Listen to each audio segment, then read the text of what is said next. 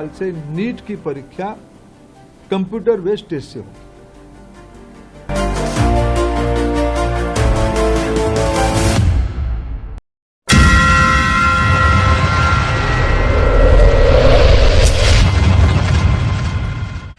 नमस्कार दोस्तों, स्वागत है आपका द रियल स्टोरी में।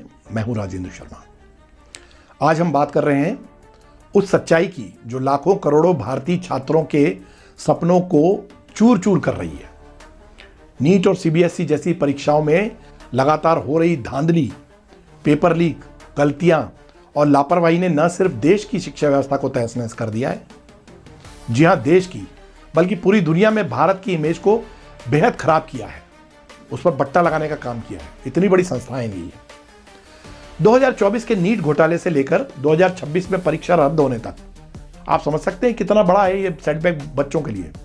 और खास तौर पे सीबीएसई की उत्तर पुस्तिकाओं में जो आंसर शीट्स में मिसमैच हो रहा है, जैसी घटनाओं हो रही हैं, उन्हें साबित कर दिया है कि हमारी परीक्षा प्रणाली में गहरा संकट है। लाखों मेहनती छात्रों का भविष्य लूट रहा है, जबकि कुछ लोग लाखों करोड़ों रुपए में पेपर बेच रहे हैं। आज इस वीडियो में हम पूरी डिटेल जानेंगे, जिम्मेदार कौन है, इसका असर क्या है और नई पीढ़ी को क्या करना चाहिए। अगर आप या आपका बच्चा इन परीक्षाओं की तैयारी कर रहा है तो वीडियो अंत तक देखें, ये उसके लिए बहुत जरूरी है। और इस वीडियो को आगे फॉरवर्ड करें ताकि लोग जागरूक बन सकें। तो चलिए शुरू करते हैं। दोस्तों, नीट यूजी भारत की सबसे बड़ी मेडिकल एंट्रेंस एग्जाम है। 2024 में ही इसकी पोल खुल गई थी। 5 मई 2024 को परीक्षा हुई, लेकिन पेपर लीक के आरोप लगे और उनका खंडन भी हुआ। सोशल मीडिया पर सवाल पहले से घूम रहे थे।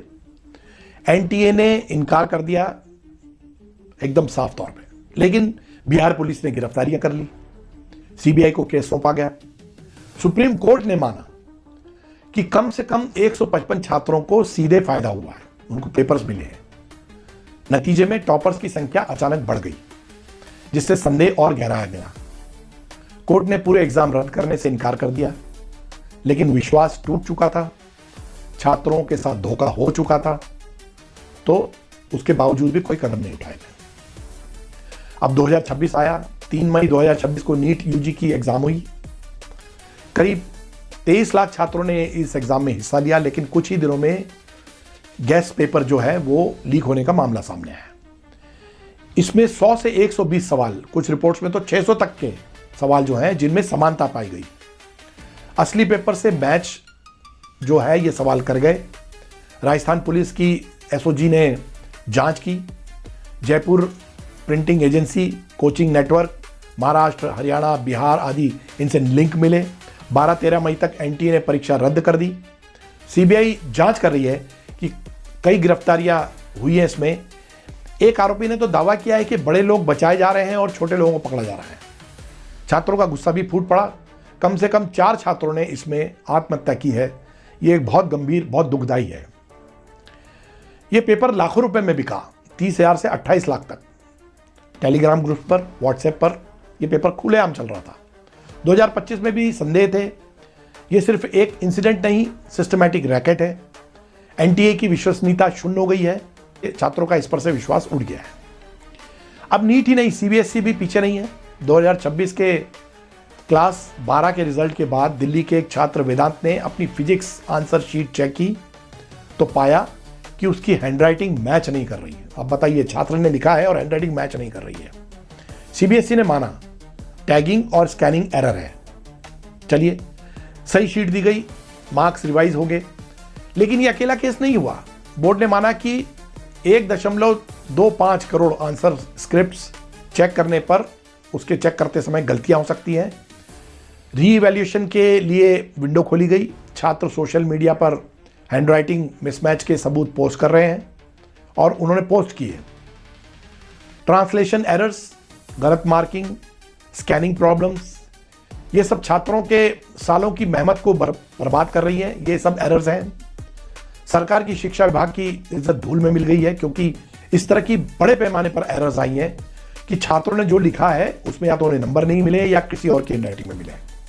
इस धांधली का असर सिर्फ भारत तक सीमित नहीं था, पूरी दुनिया में भारत की शिक्षा और परीक्षा प्रणाली को लेकर निराशा फैल गई है।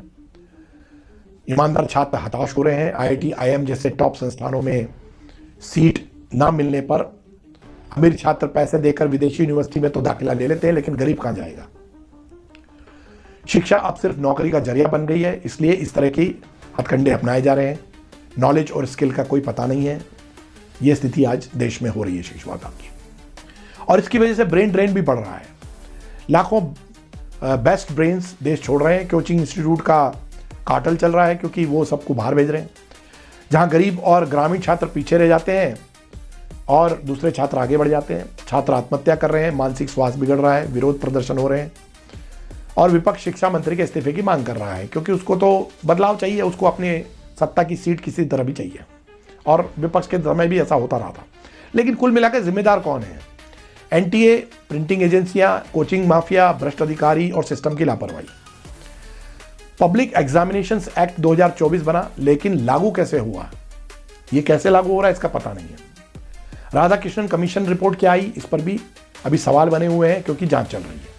नई पीढ़ी को आगे आना होगा, अपनी आवाज उठाएं, सुधार मांगे, डिजिटल ट्रांसपेरेंट सिस्टम ये बने, CCTV AI मॉनिटरिंग हो, ज़्यादा सीट्स, वैकल्पिक करियर पाथ, इसका काउंसलिंग हो। शिक्षा को बिजनेस नहीं, राष्ट्र निर्माण का माध्यम बनाना होगा, तब जाके शिक्षा का स्तर उठेगा, आगे बढ़ेगा।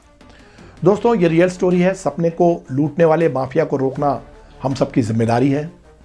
कमेंट में बताएं आप क्या सोचते हैं। क्या NTA का भरोसा बचा है? लोग भरोसा कर रहे हैं NTA पर? शेयर करें ताकि ज़्यादा से ज़्यादा लोग इस पर जागें, और ये भी बताएं कि इसका क्या अल्टरनेटिव है, क्या रास्ता है। अगली वीडियो में हम इस पर बात करेंगे, कोशिश करेंगे नई बात लाने की एक सच्चाई के साथ। आप हमारे साथ बने रहिए और इन मुद्दों पर लगातार अपनी आवाज़ बुलंद कीजिए। आपका बने रहने के लिए बहुत बहुत धन्यवाद। जय हिंद।